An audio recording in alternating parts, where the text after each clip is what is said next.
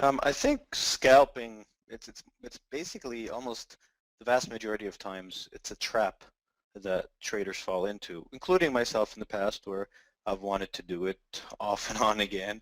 And almost every trader that I've ever known has kind of been drawn into that trap of thinking that scalping is the answer, because I think what it does is it presents this kind of illusion that you can just, because you're only shooting for a little bit of reward, that it's much easier to do it, especially in slow days where you just see price snap back and it seems easy, right? But in reality, it's actually much harder, just because of what I was saying, because of mainly the transaction costs that really eat up into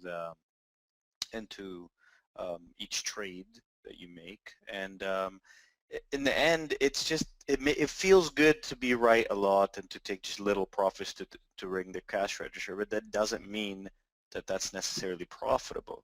So when you see small days like this, and we were expecting this, Awais and I were talking, and we're saying, well, volatility's been pretty escalated for the last whatever several weeks, and we're like, well, even though it's nice and everything, in the back of our minds, we're just kind of waiting for it to die down like it has in the last 2 or 3 days, because that's what markets do. They have cycles. They go into volatility cycles, and they die down, and kind of everything scrunches up and goes slow. The the temptation in these instances is to want to switch things up and start scalping or start taking little profits, and that's not really the answer. You do have to adapt, but don't move away from a method that has a built-in edge, which is, you have a built-in edge when you're shooting for good reward to risk by default if you can read the market even decently well. All right, so what you want to do in these slow periods, instead of thinking, oh man, there's nothing happening and I want to scalp, think of it this way. One is, sometimes even if you don't make a trade in a day, that's okay. Your job is not to make trades. Your job is to make money, and if there's no money to be made on a specific day, not trading is trading. It's part of the activity of trading. Again, as traders, we sit here and we feel like, man, we're wasting our time because we're spending hours in front of the computer and nothing's happening. But just like poker players sit there and fold 50 hands in a row, sit there for hours not doing anything, your job is to show up. Okay, your job is to show up in case good opportunity presents itself. Your job is not to just make trades. And if there's no good opportunity, you didn't waste a day because you showed up. And how do you know that a huge day couldn't have ensued today? We never know. Anything can happen.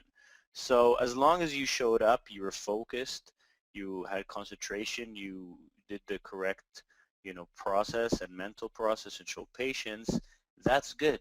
At the very least, you're practicing patience. So always look for the positive takeaway, and at the very least you always learn something, so it's another positive takeaway. So don't think of it as a wasted day. That's number one. And then number two, the right way I think to look at these kind of volatility contraction periods is, one, you should just become more selective and realize that making money in the markets, like, when they talk about, you hear traders talk about, oh, like, I'll make 500 bucks a day or make stuff. Well, that's not how it actually works, unless you are a pure scalper by trade. And there's, again, very few of those, just because it's so hard to do and your transaction costs need to be so low. But unless you are like that, most of the time, most of your money is made in a decent stretch of days, not consistently day after day after day after day. I mean, that's a myth for vast majority of traders. That's not what it's like. Even for us, with our market reading abilities, with our experience, with all that, it's not like we're just churning out a profit every single day out there. I mean, most days are profitable for us, yes, because it's been, quite, we've been trading for a while, and so it's a minority of the days we lose. But the bottom line is, even though most days are profitable, that doesn't mean most days are great. The vast majority of money is still made in a small percentage of days and a small percentage of trades. I mean, I don't know if you've heard of the 80-20 rule. For those of you who haven't heard it, this is kind of almost a rule that applies to everything out there, including trading, and it basically says that 20 20% of the trades will bring you 80% of the profits. And, um, by the same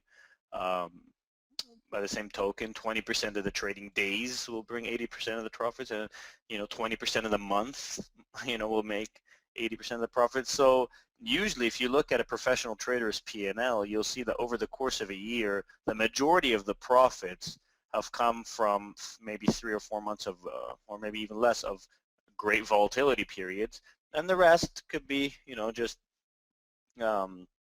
making decent money. And the key really is not to lose the money during the slow, choppy times that you made during the great volatility ones. And the key is also obviously to press it when there's good volatility and there's good directional conviction and all that stuff. So, I mean, that's really what it's all about. And when you go through these slow periods and you feel like you should be scalping or that, remember that that's not what it's about. Your job isn't to churn out a great profit every single day. Your job is to wait for those times when you can get those outliers, those times when you can really make a killing, and then all other times, don't lose it, or just make a little if you can. And if you think of it that way, then you're not going to sit there and try to change things up just to keep making money every single day, because that's not what it's about. So I would recommend in slower periods, keep the general style of reward to risk, but then just basically know that to get to the targets, well, first the targets are going to have to be smaller. Now, by the same token, the stops can be smaller because there's less volatility, so the reward to risks can sometimes stay kind of similar. Like in high volatility environments, you might need 3.5 point stops and be shooting for 12, 13 points. In lower volatility environments, you only need 2 point stops and you can shoot for 6 or 7 points, still about 3 to 1 or something, right? So that doesn't have to change that much. It's what's going to change is the absolute value of the target, like 6 or 7 points instead of 12, 13 or something, and then your patience in waiting for the move to play out. And what you're going to have to do is sit through a lot of chop and a lot of back and forth action.